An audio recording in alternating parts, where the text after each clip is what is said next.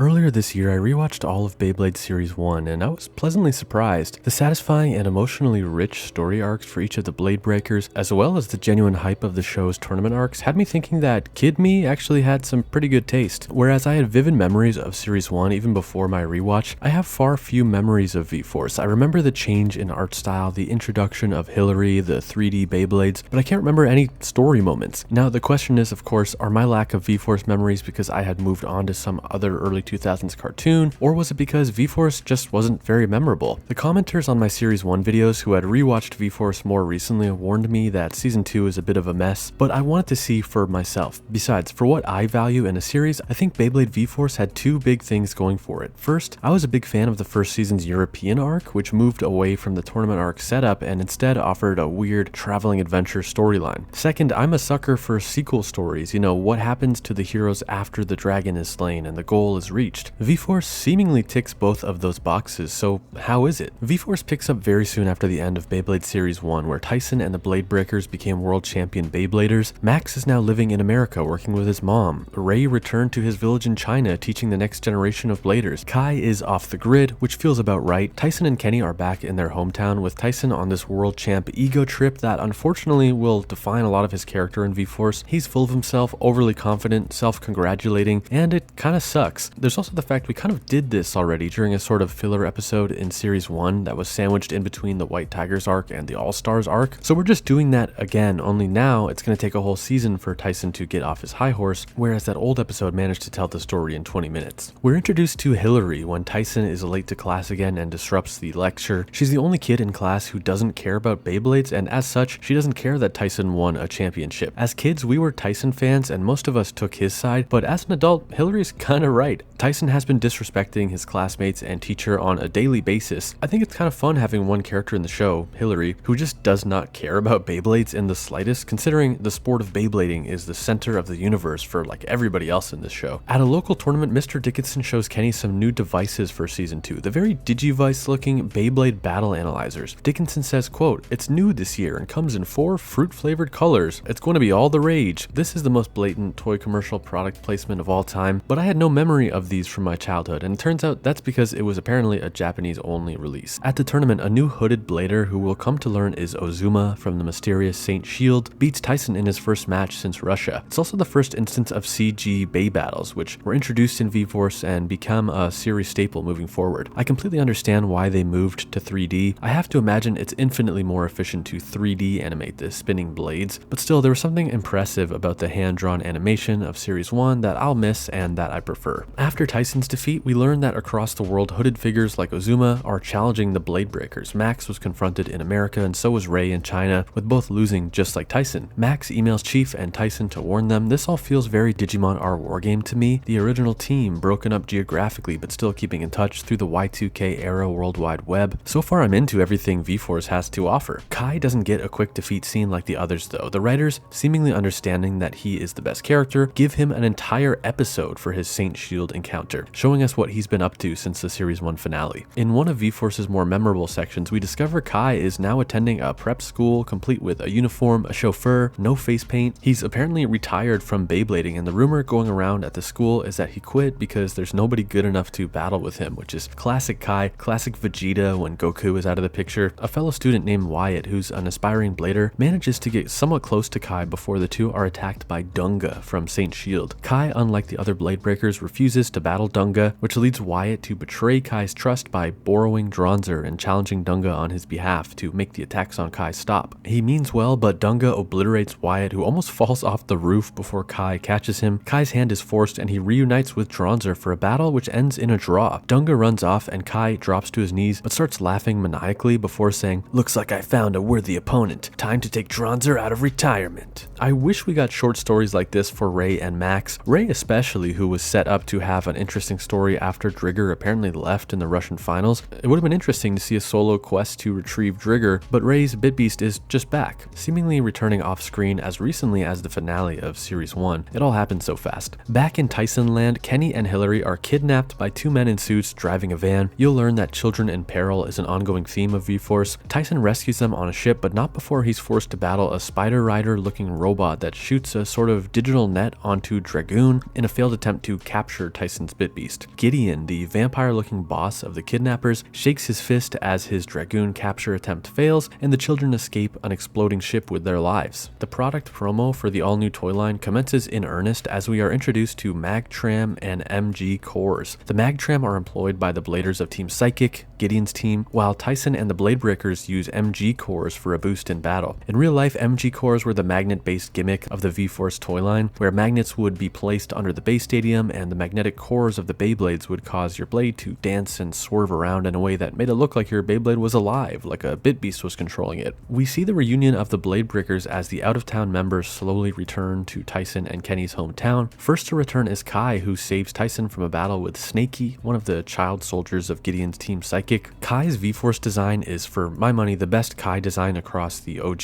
the V-Force, and the G-Revolution series. Ray and Max are next to return in episode 8 after Gideon and Mr. Dickinson negotiate a sanctioned BBA showdown between the Blade Breakers and Team Psychic. The guys meet Max at the airport and he starts being flirty with Hillary. Huge Willis from the Digimon movie energy here, the blonde American kid doing a Romeo thing. Also, Ray is just here. We didn't get like a Ray reunion scene, which is disappointing for Ray fans. No epic return like Kai, not even his own arrival scene like Max at the airport. Hillary and Kenny introduce a new blading regiment for the guys who need to get used to blading with the new MG cores. And after Tyson blows up towards Hillary with a mixture of sexism and plain old arrogance, she temporarily quits. Everyone agrees Tyson is being the worst, and eventually Kai realizes that Hillary's back to basics approach to training is incredibly necessary for the MG cores, since they're basically learning a whole new way to blade from scratch. She rejoins after an apology from Tyson and some kindness from Grandpa. All the kids board the bus to what they think is the BBA sanctioned match, but they're knocked out via sleeping gas and transported to a mysterious island. This is where things most certainly go off the rails. Episodes 9 through 11 are this island escape story, and it really feels like this is where V-Force earns its filler reputation. I can't say I enjoyed these episodes. A bunch of Team Psychic recruits, really feeling like Team Rocket grunts here, are stationed across the island and attack the Blade Breakers any chance they get. It's so that Gideon and Dr. B can collect data on the Blade Breakers, which is all they've been doing so far, and they'll continue to do this for several more episodes. Each of these battles involves a cybernet trying and failing to capture a Bit Beast, some machinery exploding, and the villains going, "Curses, it didn't work." It's not all bad. At one point, a scientist yells, "Initiate Operation Rockfall," and then a bunch of rocks fall. I don't know, I thought that was funny. But yeah, the Team Psychic kids are incredibly uninteresting on this island and elsewhere, as they're all just these giggly, crazy, Joker-brained kids. No Team Psychic grunt comes close to being as interesting as any of the rival characters in Series 1. I felt things picked up a bit after we got off the Island of No Return, as the show gave us a few solid character-driven episodes. But before those, we get another one of Beyblade's underwhelming launcher upgrade scenes. Having returned home safely, Dickinson gifts each of the Blade Breakers new launchers, and these are the V-Force launchers for the season. V-Force, just like Series 1, has trouble with writing its gear upgrades. Of Tyson's new launcher, Max explains, quote, "Mr. Dickinson bought it for you as a homecoming gift." I don't know, there's something so funny to me about the gear upgrade sequence, a major part of this genre, just being purchased, not custom built, not an ancient heirloom. Mr. Dickinson went into Toys R Us and bought the boys' launchers as a way of saying, "Sorry, I got you guys kidnapped." I mentioned solid character-driven episodes though, so let's talk about those. In episode 15, we learn that Hillary simply can't see the Bit Beasts that the Blade Breakers and the audience have been seeing this whole time. It's the first time the show, at least the English dub, has outright clarified that normal people watching BBA tournaments aren't seeing the dragons and tigers spawning out of Beyblades. This episode sees the guys training, with Hillary asking them how she can see Bit Beasts. It's the closest Beyblade gets to that episode of Dragon Ball Z where Gohan taught Videl how to fly, sort of letting the audience believe that maybe Bit Beasts are real, it's just that they can't see them. It's sweet. Hillary finally does see a Bit Beast in a match between Joseph and Ray, and it's her spotting it that helps Ray win the match. It's cute, it's a feel-good moment, and Hillary is integrating into the weird world of Beyblade. Then there's 16, the last episode I'll cover in this review, a follow-up to Kai's prep school episode. Wyatt, the same kid who befriended Kai but lost his trust when he took Dronzer without permission, is the newest Team Psychic recruit and is assigned to be Cyber Dronzer's blader. It feels a little bit like a new kid pilot being assigned to an Evangelion. You know it's bad watching him go through the training and putting on the gear. Wyatt's doing all of this to impress Kai and to regain his trust. Wyatt battles Dunga from Saint Shield with Kai watching on, but he isn't strong enough to handle the power of Cyber Dronzer. He's told to call off the match but says, "I can't show Kai any signs of weakness. I just wanted to be accepted as a real blader like you, Kai." But he's overpowered by Cyber Dronzer, gets those eerie bags under his eyes, and becomes kind of Joker-brained like the previous Team Psychic kids. He collapses, Kai holds him, while Gideon's men in suits grab the Cyber Cyber draws their blade and flee, showing us that these kid soldiers they're recruiting are totally expendable to them. If you're Kai, it must bring back awful memories seeing an innocent kid like Wyatt being used as a Beyblading weapon, just like Kai was back in Russia under Boris's training. But here's my take on what I've seen so far. I was ready to like V-Force, having loved the European arc that also dropped the sports tournament format and introduced weird figures and mysterious new bladers, expanding the Beyblade world lore. I was eager for more of that, but so far Beyblade V-Force is very stagnant. Very little happens, and what does happen are kind of remixes, echoes of concepts from Series 1. Tyson's ego going unchecked when he returns home after becoming famous, done in Season 1. A mysterious team of hooded bladers targeting the Blade Breakers, done in Season 1. An adult in charge of a facility that trains talented young candidates into Beyblading super soldiers, done twice in Series 1 with Judy and the All-Stars, and then Boris and the Demolition Boys. Tyson battling Ozuma for the 5th time, or any one of the Blade Breakers facing any one of the generic Team Psychic recruits for the 5th time, while scientists try to analyze and capture their Bit Beast, but their computers explode for the 5th time. It's not what I was hoping to see. Hillary is fine so far. Again, I genuinely liked having one character who doesn't care about Beyblade. I think she was divisive among fans, but honestly, she's not the annoying part. It's Tyson's attitude towards her that is annoying to watch. My understanding is that right after this Wyatt episode is when we'll see the permanent members of Team Psychic, who will stick around for the rest of the season. My hope for them is that they get proper characterization like many of the teams from Series 1. What I'm really hoping to see from parts 2 and 3 of the show are any character arcs for the main characters. I know each of the Blade Breakers went through their own individual journeys in Series 1, but here in V-Force, nobody has any issues to work through. It's what makes this feel like a filler story. I did feel things were starting to get good around episode 15 of V-Force with this solid Hillary episode and a tragedy involving Kai's classmate in episode 16, following Wyatt's failure to pilot Cyber Dronzer, which is in fact his death in the original Japanese version. Gideon and Dr. B are already looking for a new Blader candidate. The Blade Breakers are starting to crack under the pressure of the Cyber Bit Beasts, the Saint Shield attacks, and they temporarily disband until Hillary throws a team-building barbecue. Down by the river, a group of 4 new Bladers introduce themselves. They're new around here, but their voices aren't. The girl in the group, Salima, is Oliver from the Majestics, and Kane, their leader, is Lee's voice actor. I kind of like hearing the actors behind iconic Season 1 characters return in V-Force even when their characters sit out of the season. It doesn't take long for the audience to learn that the 4 new Bladers, Kane, Goki, Jim, and Salima, are the latest test pilots for the Cyber Bit Beasts. Dr. B barges into Dickinson's office to set up yet another match between the Blade Breakers and the newest Psychics. Dickinson refuses, but Dr. B threatens to destroy the city using Cyber Bit Beasts if the Blade Breakers refuse. Dickinson goes, "You're bluffing," and Dr. B says, "Can you take the risk?" I like the idea that he could be lying, but we don't get to find out because the Blade Breakers do accept. Tyson is disturbed that his new buddy Kane would be working for Team Psychic. Even though they spent no more than 2 minutes blading together down by the river, Tyson thinks he knows Kane inside out, and he refuses to believe Kane is the type of guy to work for Gideon and Dr. B. Aware of the Cyber Bit Beast power, Tyson is willing to do whatever it takes to win, and has Kenny and Dizzy mod his blade to the point that it would not be considered tournament legal. Tyson has this freakish dragoon. It's the Skull Greymon moment for Beyblade, with Tyson saying, quote, "If you want to stay competitive, you gotta do whatever it takes." Considering we all knew a kid who showed up to school with some sketchy spark disc or a giant Beyblade acquired from a flea market, I kinda like that modded illegal Beyblades have actually made their way into the story of V-Force. It's art imitating life. It's Bey imitating Blade. The rest of the Blade Breakers are pretty disgusted by Tyson's tunnel vision and willingness to cheat. Hillary says, "I hope you realize cheaters are just big losers." Ray is especially sickened by Tyson's tactics and goes on this soul-searching walk through town where he runs into Salima, who herself is uncomfortable with her teammates getting an unfair boost via their Cyber Bit Beasts. In that same episode, Ozuma beats Tyson even with the Blade Breaker using his freakish Beyblade, helping him understand that it'll take more than a modded Beyblade to beat Team Psychic. In 21, the gang make their way to the battle tower for this showdown. Despite being invited, the team is swarmed by Blade Bruiser bots with mecha shooters. The Saint Shield gang appear and offer to take on the mecha shooters for the Blade Breakers, allowing our crew to climb the battle tower and focus on their one-on-one matches. The first of these 4 matches is Max versus Jim, the Battle of Dracils. My biggest takeaway from episodes 21 and 22 have to do with the English production, specifically the voice acting. These episodes are where it became real clear to me that Max's voice actor was going through puberty. His voice is deeper and more unstable. Sometimes in voice acting this could be an issue for child actors, but here in Beyblade it kind of works. It has been a year in the world of Beyblade after all since we first met Max in episode 3 of series 1, so it stands to reason that this teenager is growing up. The animation in this episode is very gorgeous. It's V-Force's best looking episode with really cool shots of Max, very artistic framing, the kind of shadow and lighting work you see on like feature film versions of animated shows. Ultimately, by cheating via infinite healing, Jim bests Max and Dracil is absorbed by a machine taken away from his blader. The second match is Ray versus Selima featuring Drigger and Cyber Drigger. Selima is upset that Ray isn't giving it his all, which is kind of a copy-paste of the Ray versus Mariah match from Series 1. Eventually, both bladers kick it up. Jim goes, "They're too evenly matched," and Dr. B responds, "Well, that's why we cheat," before deploying these ridiculous wind machines to throw Ray off his game. Selima determines she doesn't want to win through cheating and commands Cyber Drigger to destroy those fans. She confesses to Ray some regret over how she acquired her new power, how she and Kane just wanted to get stronger. Ray accepts the sincere apology and ultimately defeats her. 24 is the Battle of the Dronzers, with Kai facing off against Goki. But this is really the end cap to Kai's very strong Wyatt plot, and it's really Kai versus Kai. Seconds into the match, he's troubled by visions of Wyatt, Kai's brain convincing him it's Wyatt, not Goki, on the other side of the stadium. Again, this hits way harder knowing that Wyatt actually didn't survive in the original Japanese version of the show. Tyson is actually the one to help Kai snap out of it, telling him, quote, "You're not fighting against Wyatt, you're fighting for him." Kai gets it together and says, "Watch me, Wyatt, watch me Beyblade for you." Again, a far stronger beat when you know what really happened to Kai's classmate. The Kai and Wyatt stuff really is the best characterization V-Force has offered any of the characters. One small note that had me laughing, after Kai wins, he goes, "Wyatt, I got my revenge for you." I just think revenge is probably the wrong choice of word here. Justice or I avenged you probably would have worked better. Revenge is very intense, but then again, it's Kai and Kai is very intense. Then it's time for the final matchup, Tyson versus Kane, starting with episode 25 titled Raising Kane, a strange pun based on an American chicken finger fast food restaurant. Kane is lost in the sauce, totally a tool for Gideon and the higher ups. When Tyson says you're just being used like another piece of equipment, it gets Kane to snap. He screams, quote, "I'm not a machine, I'm a human being," and opts to not release Cyber Dragoon onto the battlefield. He wants to prove he can beat Tyson fairly without the Cyber Bit Beast bestowed to him by Dr. B. It's cool, it's noble, but Dr. B has an override function for the Cyber Bit Beast and is able to manually trigger Cyber Dragoon remotely. Tyson and Dragoon ultimately destroy Cyber Dragoon, taking the entire facility down too. The building is about to blow and the kids evacuate, minus Tyson and Max, who still need to reclaim Dracil. They find Dracil's aura contained in a giant test tube, and it's actually the Saint Shields who free Max's beast by shattering the tube with their 4 Beyblades. It's a nice beat, though there's no reason to believe Tyson and Max couldn't have shattered the glass with their blades. Still a nice gesture by the Saint Shields, who ultimately don't want the Bit Beast going to the men in suits. All of the kids from the Blade Breakers, the Saint Shields, and Team Psychic make it out of the building. Kane and Selima apologize to Tyson and the gang, saying they realize now that there's a big difference between wanting something and earning it, and that moving forward, they're done with shortcuts. In Series 1, every individual arc had a moral that it taught to and through one of the Blade Breakers. In V-Force, it seems that the kind of series-wide moral is cheating is for losers. From the Team Psychics boosting with Cyber Bit Beast to Tyson stooping so low as to build a freak blade with illegal parts, there's no stronger message for viewers to take away other than, yo, don't cheat. It's not a bad lesson, just a bit funny for a game of spinning tops that in real life is incredibly luck-based, but again, I'm not going to object to or criticize a children's show for teaching that taking shortcuts is not the way to go through life. So now we're at the halfway point in V-Force. Team Psychic and the Cyber Bit Beast shenanigans are behind us, and arguably the story kind of starts now. In 28, we abruptly learn that the Blade Breakers are headed to New York City. We learn that Judy's team is in possession of a strange stone discovered in a Mexican desert, and they believe the writing dates back to a civilization that lived before the ancient Inca. Importantly, given this is Beyblade, there are Bit Beasts inside the rock. Apparently the ones housed within this rock are the oldest sacred spirits the scientists are aware of. In New York, Max gets his own friend for V-Force. Kai got Wyatt, Ray connected with Selima, Tyson had a nice thing with Kane, but now Max gets Alan. He's a kid from Max's childhood, the Riku to his Sora, and he's a test blader at Judy's laboratory. He also loves burgers, hell yeah, and sometimes looks exactly like Hiro Amanokawa from Digimon Ghost Game. I know that's random, but I covered that series weekly, so I just had to call that out. There's an overnight break-in at the lab and the ancient rock is stolen. It turns out it was an inside job and that none other than Alan helped the thieves secure the rock. In 29, in order to get close to Alan to get a proper explanation for his misdeeds, Max enters a tournament in Brooklyn he knows Alan will be playing in. I like that the English dub specifically calls out Brooklyn instead of just bunching all of New York together into one undefined super city. Alan's playing with a blade provided to him by the crime organization he worked with, and he's told there's an ultra powerful Bit Beast inside just waiting for him to use it. But when it comes time to battle Max, no Bit Beast appears in Alan's impulse blade. He got duped, and now the FBI is here to arrest him. Although Max's mom and dad interfere with the investigation, blocking the federal agent from entering the arena at least until Max and Alan can complete their spinning tops game. Upon losing, Alan does apologize for stealing and maybe gets arrested. He's taken away by that agent. But before that, he does explain himself to Max, saying, quote, "It was greed, plain and simple." So another story about cheating and taking shortcuts here for V-Force. In episode 30, we're back in Japan along with Judy, and we finally learn about Dr. Zagart, the mystery man above even Gideon. As it turns out, 30 years ago, he and Mr. Dickinson were research partners studying the power of gyroscopes and spinning tops. Back then, they had their own mysterious rock, like the one in New York. They experimented on it, and a primitive bit beast showed itself to Dickinson and Zagart. Dickinson says, quote, "We had no idea what Pandora's box we were opening." Shortly thereafter, Zagart and the rock vanished, and for 30 years, Dickinson never heard from him again. It appears after the failure of the cyber bit beast, Zagart's new plan for controlling ultra-powerful bit beasts is to extract the primal beast trapped inside the stone. It's solid exposition, not bad for a filler season. Nothing here explicitly contradicts any lore from Series 1, at least not that I can recall. In the back half of episode 30, we meet who will be one of the most important players in V-Force Endgame, Zeo. Tyson is back by the river in a 4v1 against Saint Shield when Zeo shows up to save him. This character intro, though, it's not dissimilar to Kane and the other Psychic's entry scene just a few episodes ago, which in itself was not the first time a new character debuted by the river. V-Force was already remixing Series 1 ideas, but now it's full on repeating itself. Tyson just can't stop meeting frenemies down by this river. Things kind of stall out in episodes 31 and 32 before a great lore-filled episode 33. In 31, we learn Zeo goes to a Beyblading gym, and he's super insistent on bringing Tyson around to show his gym buddies that he knows a world champion blader. It's kind of giving Clout Chaser energy. Tyson even recognizes it. The other noteworthy beat in this episode is when Kenny reveals the Bit Searcher, used for tracing the energy of bit beasts. I had never seen this thing in real life, but sure enough, like the Beyblade Battle Analyzer, this was a real toy in Japan, the Bit Finder. Those who know more about this stuff describe it as a Digivice/Tamagotchi equivalent, but with bit beasts, so that's cool, I guess, kind of a collector's item. There's something funny to me about V-Force serving as a glorified toy commercial when a bunch of the products it's advertising weren't even available to the audience watching. In 32, the Saint Shields declare that now, in episode 32, the time has come to take the Blade Breakers bit beasts. Like, for real, no more stalling, it's actually happening now. I have no idea why it took 32 episodes of them saying this week over week, but as we'll see in 33, there's finally some real progress on that front. In 33, Dickinson comes up with a translation for the writing carved into the mysterious rocks. It says, "Dare not disturb this stone, for here the bit beasts are sealed." And it turns out the Saint Shield's ancestors are the ones who did the sealing. Ozuma monologues, quote, "10,000 years ago, the sacred spirits were the source of all blessings on this planet. Life on Earth was paradise, and humankind wanted for nothing. Evil people sought to control them for their own power. The Saint Shield's ancestors worked to seal away the bit beasts so that nobody could misuse them, and in response, an evil brotherhood who was mishandling the bit beast's power employed the 4 strongest spirits to get their revenge. Those were the black turtle of water, the white tiger of gold, the red phoenix of fire, and the blue dragon of wind. In other words, the Blade Breakers bit beasts. These 4 spirits did battle with Ozuma's ancestors, but the 4 mysteriously vanished, never to be seen again until reappearing publicly in Beyblade Series 1. I'm oddly impressed with this lore dump, giving us the proper Saint Shield origin while also exploring the history of our main 4 bit beasts. I like that it paints them as tools used for evil, though it's not so black and white. It's not like these bit beasts are objectively evil spirits, at least we don't know that yet, but that evil people used them. Their power is unquestionable though, and we finally understand why the Saint Shield want them and want to seal them away. It's especially understandable when evil people like Gideon, Dr. B, and Zagart are around and are actively trying to gain control of them. Sure, maybe Tyson and the boys are good-natured, but they're children who are constantly losing their bit beasts. Tyson tells Ozuma, "We don't care what our bit beasts were 1,000 years ago. All that matters now is that they're our friends." Dunga and Ray go head to head, and although there's no real reason given to why Dunga is suddenly so much better, it's a blowout and Ray is defeated. Drigger is taken, and off-site the Saint Shields perform a sort of sealing ritual to imprison Drigger in the rock. And that's where I'm choosing to end part 2 of my V-Force review. The Kane and Selima psychic stuff is complete, the trip to New York is behind us, the introduction of Zeo, Zagart, and the ancient origins of the Saint Shields are finally explained. I never thought I'd say this, but the series is definitely going somewhere, and I think I like the direction. We've got a very compelling origin story for the 4 main bit beasts. They're ancient weapons of mass destruction. Now there is this conundrum going into the final batch of episodes where, as an audience, we have to admit that, yeah, maybe a handful of children aren't qualified to carry around these super weapons when nefarious adults are constantly attempting to steal them, and the option to seal them away entirely is sitting right there. Emotional MVP of this batch, the award has to go to Kai for the Wyatt stuff that wrapped up in episode 24. Comedic MVP, I don't recall any real belly laughs in this string of episode, but I'll give it to Dr. B for the time Jim said Ray and Selima are too evenly matched, and Dr. B said, "Well, that's why we cheat." Done Dirty award goes to Ray for how easily they made him lose to Dunga so as to advance the plot. It just wasn't right. So V-Force, again, on average, I don't think it ever reaches the highs of Series 1 Beyblade. However, it gets better with every story beat. Its single moral, that cheating is for losers, is well-meaning but one note, and I'd like to see more development for the core characters. Let me remind you that I released my own Monster Tamer novel, Dot Monster Revolution, inspired by 2000s anime like Digimon, Metabots, Monster Rancher, and more. Dotmon is available as an ebook and in paperback. I'll post the link below where you can read the first 25 pages for free and pick it up if you're interested. Do you remember how Beyblade V-Force ended? I know I did not. I had vague memories of Zeo and the Saint Shields, but had no idea how it all wrapped up. Now, after rewatching the entirety of Beyblade's second series, let me tell you about the Beyblade V-Force finale. 36 is the first of many great Max moments in this final batch. He and Miriam are victims of a building collapse / cave-in and must work together to get out of the wreckage alive. The episode sees Max appealing to the goodness in Miriam, trying to convince her that Dracil shouldn't be taken from him because Dracil is a friend, not a super weapon, that Bit Beasts have souls, including her Bit Beast, Shark Rash. Max genuinely seems to reach her, though she's not ready to disavow the Saint Shield's mission quite yet. The two teams meet at an abandoned amusement park to settle the score once and for all. It's the Blade Breakers' chance to retrieve Ray's Bit Beast, and it's the Saint Shield's chance to steal the remaining Bit Beasts. We get some of the best looking Bay battle sequences of the season, the best of which is no doubt the Dunga vs Kai match that occurs on roller coaster tracks. There's a cool blend of 3D blades on a 2D background here as Dronzer and his opponent zip around the coaster's metal tracks. Joseph butts in midway through to give Dunga the assist, then Ray joins Kai even without a Bit Beast and still manages to handle himself. This is a true highlight for V-Force without a doubt. Mid-battle, Drigger's aura escapes its rock prison to save Ray from falling roller coaster parts. With Drigger back, it's no contest and the two Blade Breakers defeat the two Saint Shields. In the dub, Dizzy says Drigger itself evolved to the next level, Drigger V, as in the sacred spirit evolved as opposed to the blade being upgraded. That Bit Beasts can evolve is news to me. Prior to this, all of our upgrades have been mechanical modulations to the spinning tops that host the blade. In the original Japanese, it's just that Drigger V2 is back to full power with Byakko, the sacred beast's name, back in the Drigger blade. So go off, English dub.